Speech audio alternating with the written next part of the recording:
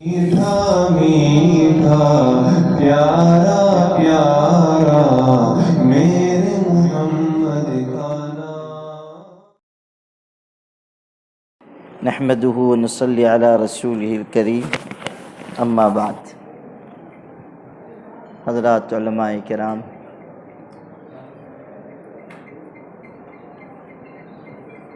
اللہ تعالیٰ نے بحیثیت عالم ہم سب کو عزت عطا فرمائی۔ وہ عزت وراثت نبوت کی ہے۔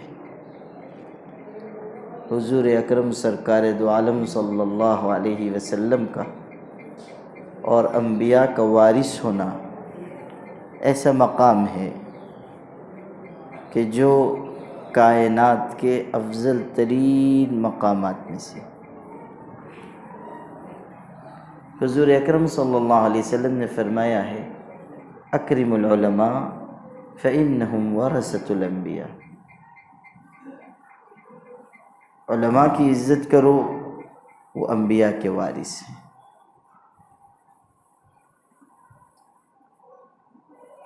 وراثت انبیاء جہاں ایک اعزاز ہے، وہیں یہ بہت بڑی ذمہ داری بھی ہے۔ اس میں کوئی شک نہیں کہ اللہ نے ہمیں وراثت انبیاء کا تاج پہنایا ہے۔ تاریخ فرشتہ میں محمود فرشتہ نے، قاسم فرشتہ نے لکھا ہے کہ محمود غزنوی بادشاہ جو عالم بھی تھے، وہ ایک دن راستے سے گزر رہے تھے۔ پس منظر بھی ذہن میں رکھیے تو بات سمجھ میں آئے گی۔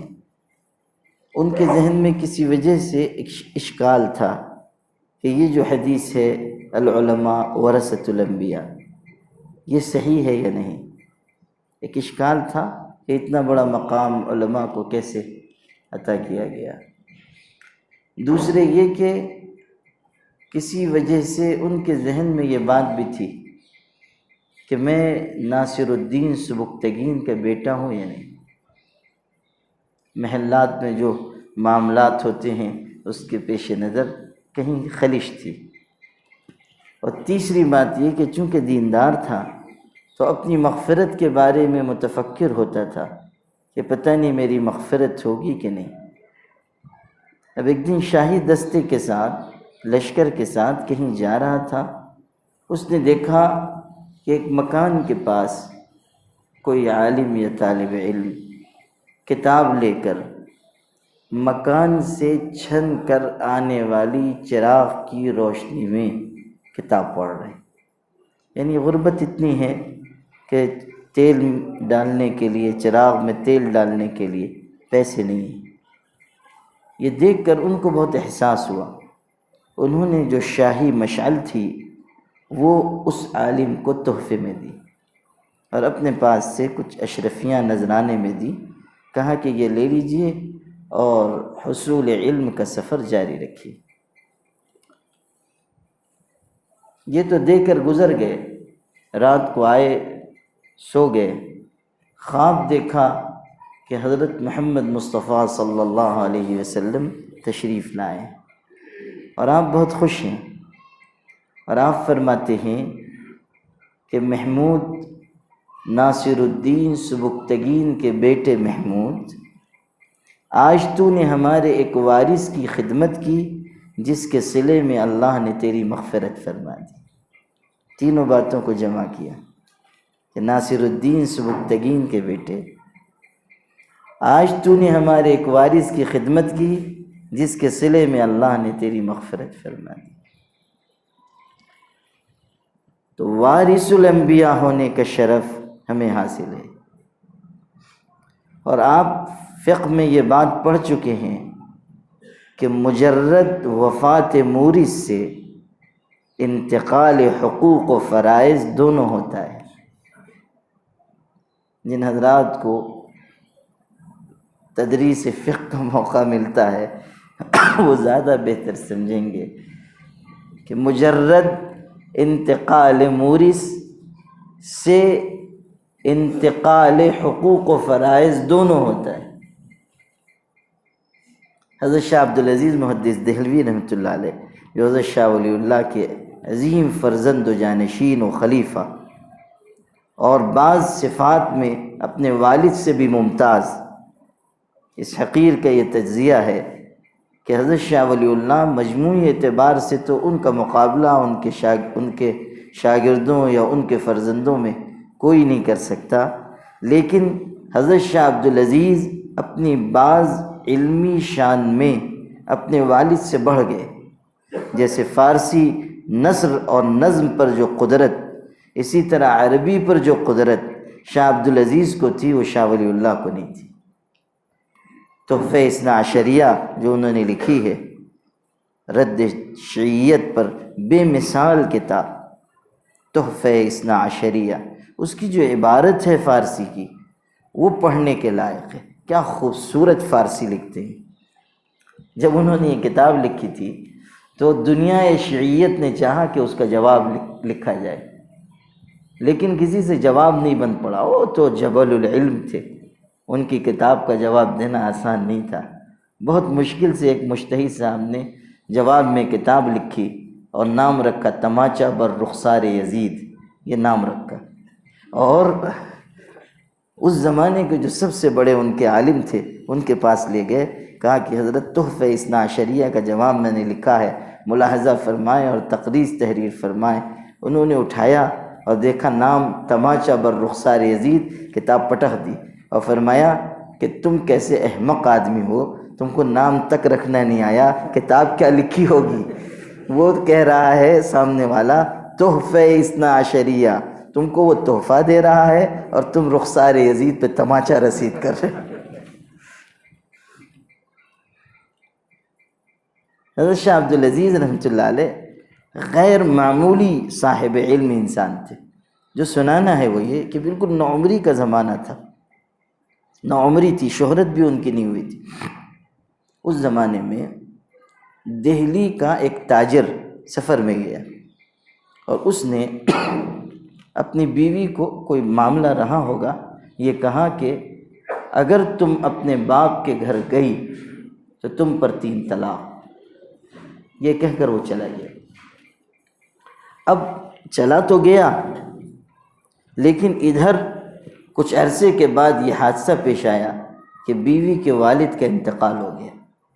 وہ ظاہر ہے کہ یہ حادثہ پیش آیا تو بیوی اپنے والد کے گھر چلی گئی۔ اب جب شوہر واپس لوٹ کے آیا اور اس حادثے کی بابت معلوم ہوا تو اس کے قدموں کے نیچے سے زمین نکل گئی۔ وہ تو جتنا جھگڑا رنجش تھی وہ تو زندگی تک تھی۔ اب اس نے یہ سوچا کہ میری حماقت کی وجہ سے بیوی پہ طلاق ہو گئی۔ جتنے علماء سے پوچھا انہوں نے کہا کہ شرط پائی گئی، طلاق واقع ہو گئی۔ لیکن حضرت شاہ عبدالعزیز کے پاس یہ معاملہ آیا، نوعمر تھے۔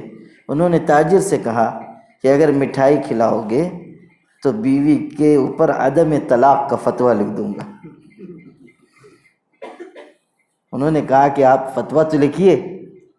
شاہ عبدالعزیز نے فتویٰ لکھا کہ بیوی پر طلاق واقع نہیں ہوئی ہے، اور اس کی علت یہ ہے کہ شوہر نے یہ کہا تھا کہ اگر تو اپنے باپ کے گھر گئی تو 3 طلاق، جب اس کے والد کا انتقال ہو گیا تو وہ مکان وراثت میں وارثوں کو منتقل ہو گیا، اب وہ باپ کا گھر نہیں رہا، اس لیے شرط پائی نہیں گئی اور اس لیے طلاق واقع نہیں ہوئی۔ دقت نظر دیکھیے اور ذہن کی رسائی دیکھیے۔ اب جس عالم سے پوچھا جاتا تھا کہ یہ فتویٰ، وہ لکھتا تھا الجواب الصحیح۔ ظاہر ہے اس کے علاوہ اور کیا لکھا جا سکتا تھا۔ یہ بات ہے کہ انتقال مورث سے حقوق منتقل ہوتے ہیں، اور صرف حقوق وراثت میں منتقل نہیں ہوتے، ذمہ داریاں بھی منتقل ہوتی ہیں۔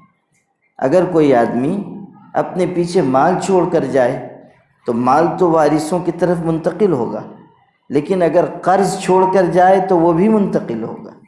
صرف حقوق نہیں، ذمہ داریاں اور فرائض بھی منتقل ہوتے ہیں۔ اگر وصیت کی تو وصیت کی تنفیذ کن پر لازم ہوگی؟ وارثوں پر لازم ہوگی۔ اس سے جو بات آپ کی خدمت میں عرض کرنی تھی وہ یہ کہ جو وراثت حضور اکرم صلی اللہ علیہ وسلم کو ہمیں ملی ہے وہ صرف اعزاز نہیں ہے، بہت بڑی ذمہ داری ہے۔ ہم غور کریں کہ جو حضور صلی اللہ علیہ وسلم کی محنت تھی، جو خدمت تھی، جو آپ کی تڑپ تھی، جو کڑھن تھی، جو تعلیم کتاب و حکمت تھی، جو تزکیہ نفس کا معاملہ تھا، ہم اس میں کتنا آگے بڑھ رہے ہیں۔ جو حضور صلی اللہ علیہ وسلم کی زندگی کا مشن تھا، ہم نے اس کو کتنا اپنایا ہے، بحیثیت عالم ہم اس کو کتنا پورا کر رہے ہیں، یہ غور کرنے کا نقطہ ہے۔ حضور صلی اللہ علیہ وسلم نے ملت کو ہمہ جہتی اعتبار سے آگے بڑھایا۔ آپ نے تدریس بھی فرمائی، تبلیغ بھی فرمائی، تنظیم بھی فرمائی، اور آپ نے اتنی بڑی ملت کو قائم فرمایا، اور آپ نے ایک ایک چیز پر نگرانی رکھی، اور آپ نے پوری ملت کو ایک عالمگیر ملت بنایا۔ اخوت ایمانی کا رشتہ تمام اہل ایمان کے درمیان قائم کیا۔ جب فتنے اٹھے تو حضرت نے ان کا مقابلہ کیا، جب حالات ناسازگار ہوئے تو آپ نے ملت کو حوصلہ دیا، جب مشکلات آئیں تو آپ نے اپنے وجود کے ذریعے ڈھارس بندھائی، جب بدر کی لڑائی لڑی گئی تو آپ نے صف میں صحابہ کو کھڑے کرنے کے بعد خدا کے حضور میں اپنی پیشانی جھکا دی، اور یہاں تک دعا مانگتے مانگتے کہہ دیا کہ اللہم ان تہلک ہذہ العصابہ لن تعبد فی الارض ابدا، کہ اللہ اگر تو اس مٹھی بھر جماعت کو آج ہلاک کر دے گا تو پھر قیامت تک تیری عبادت نہیں کی جائے گی۔ یہی جملہ تھا کہ جس کو سن کر سیدنا ابو بکر صدیق رضی اللہ تعالیٰ عنہ بے قرار ہو گئے تھے، وہی قریب میں تھے، آگے بڑھ کر انہوں نے حضرت کے شانے پر ہاتھ رکھ دیا اور کہا حسبک یا رسول اللہ، اللہ کے رسول اب بس کر دیجیے۔ یہ حضرت کی سیرت ہے، یہ حضرت کی خدمت کا انداز ہے۔ ہم غور کریں کہ آج ملت پیچھے آ رہی ہے تو کیا ہم ملت کو آگے بڑھانے کے لیے کوشاں ہیں؟ آج ملت خوف زدہ ہے تو کیا ہم اس کی ڈھارس بندھا پا رہے ہیں؟ آج ملت مشکلات کا شکار ہے تو کیا ہم اس کو اس کی مشکلات کا حل بتا رہے ہیں؟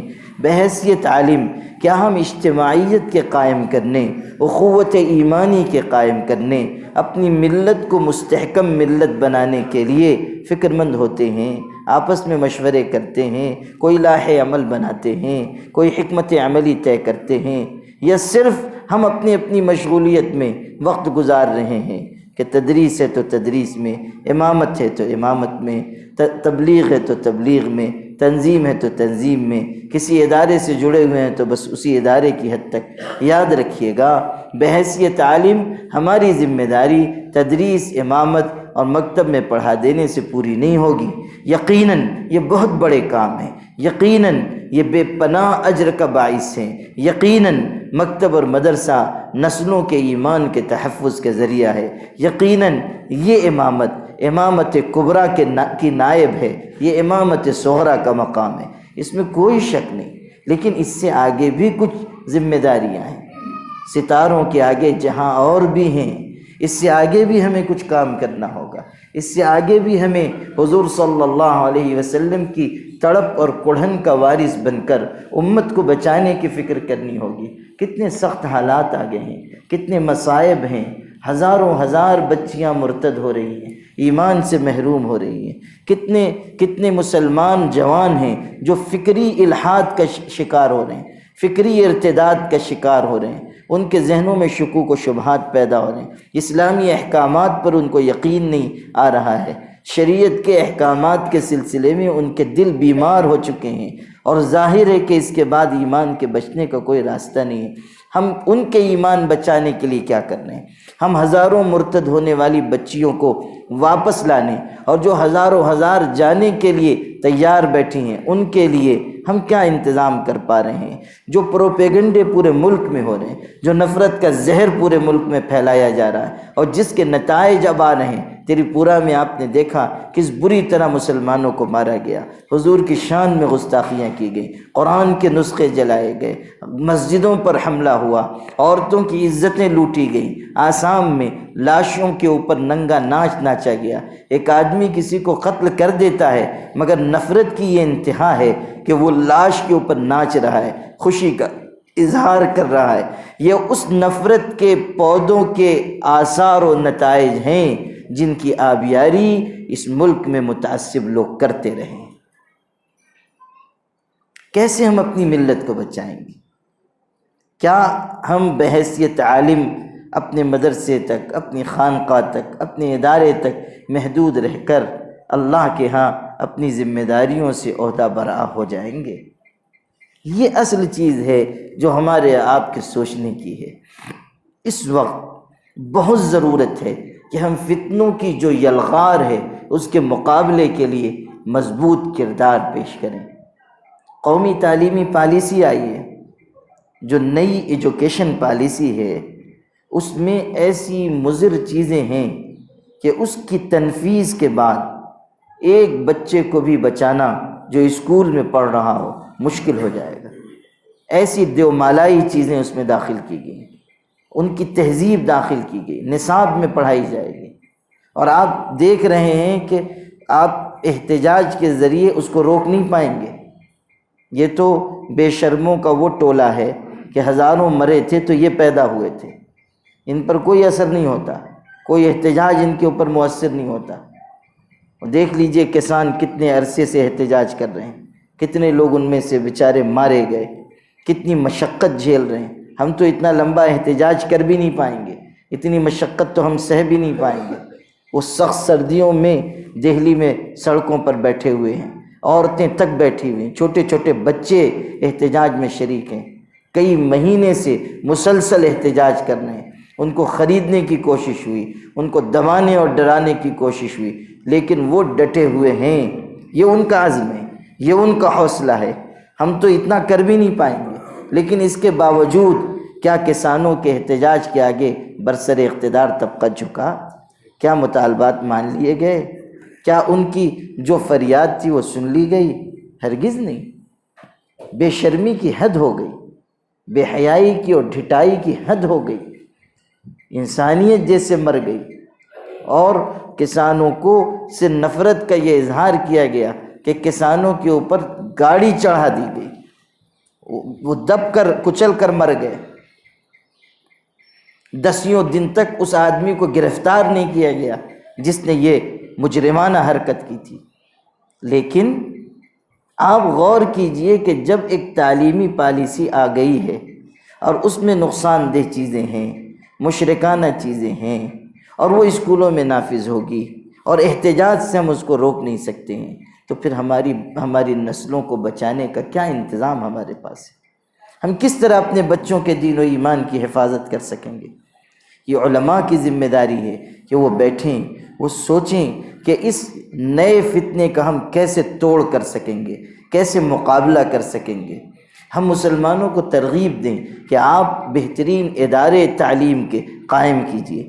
ہم صرف مسجدیں مت بنائیے، صرف مدرسے مت بنائیے، صرف یتیم خانے مت بنائیے، اب اپنی تعلیم گاہیں قائم کیجئے، ایسی تعلیم گاہیں جہاں محفوظ اور محتاط ماحول میں ہم بہترین تعلیم اپنے بچوں کو دے سکیں، اپنی بچیوں کو ایجوکیشن سے بچا کر، مخلوط نظام تعلیم سے بچا کر ہم ان کو بہترین ماحول میں پڑھا سکیں۔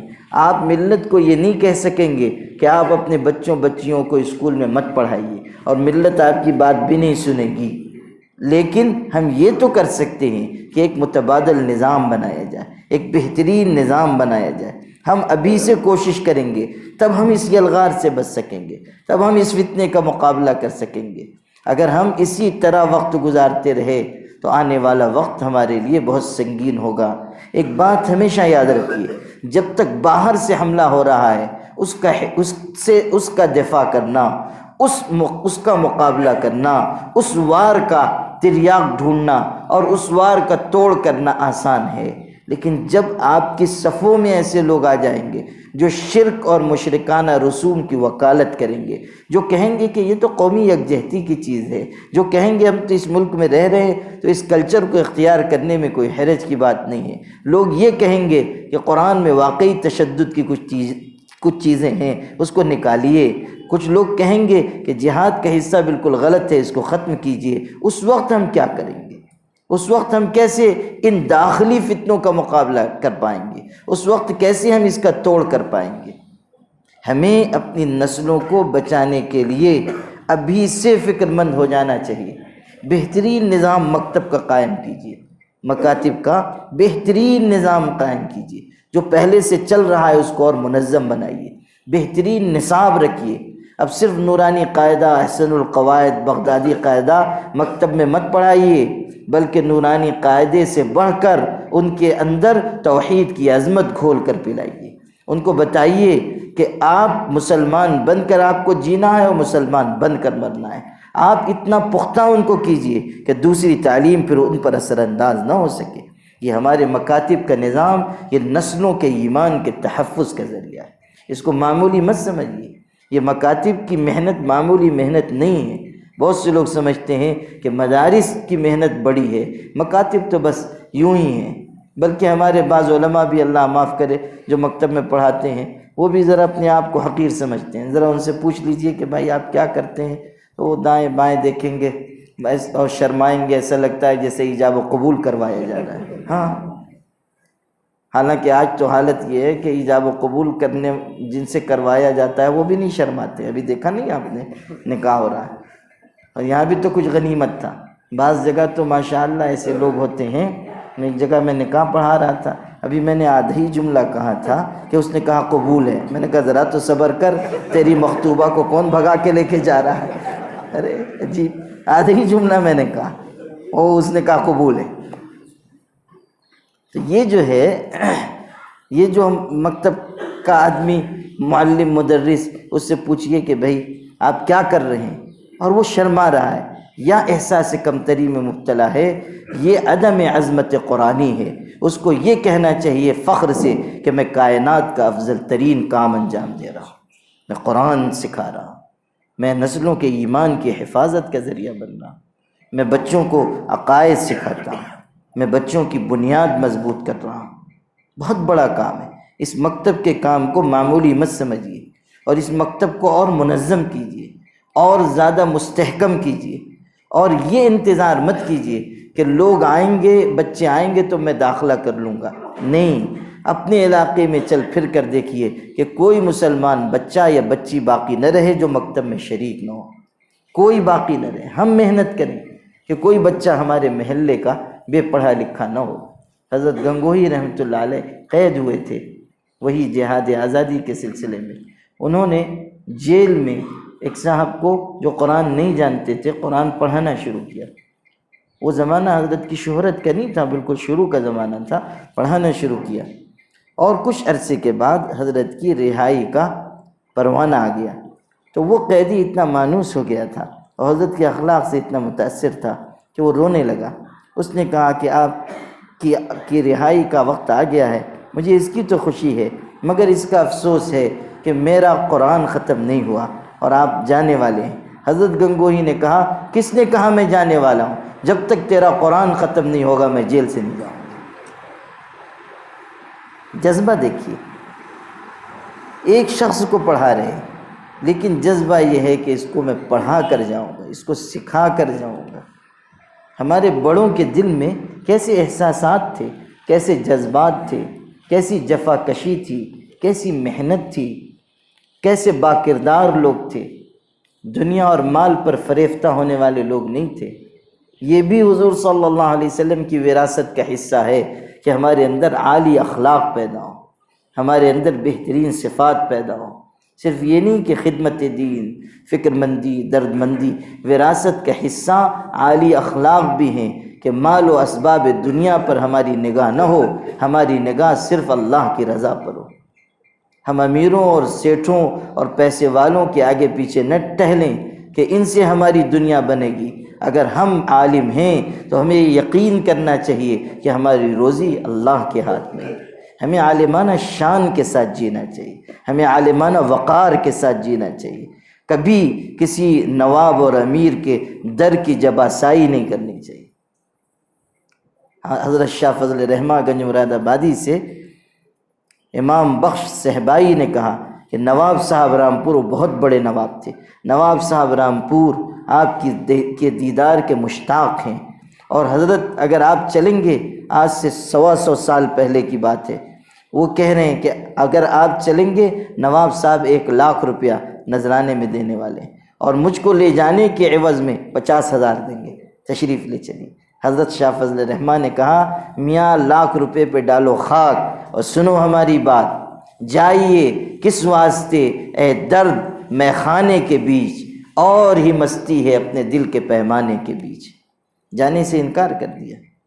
شیخ سعید حلبی دمشق کے بہت بڑے عالم تھے، علی طنطاوی کے استاذ تھے۔ خود علی طنطاوی نے واقعہ لکھا ہے کہ ابراہیم پاشا جو بادشاہ تھا، جب وہ آیا ملک شام، سب علماء گئے لیکن یہ نہیں گئے مبارکباد دینے۔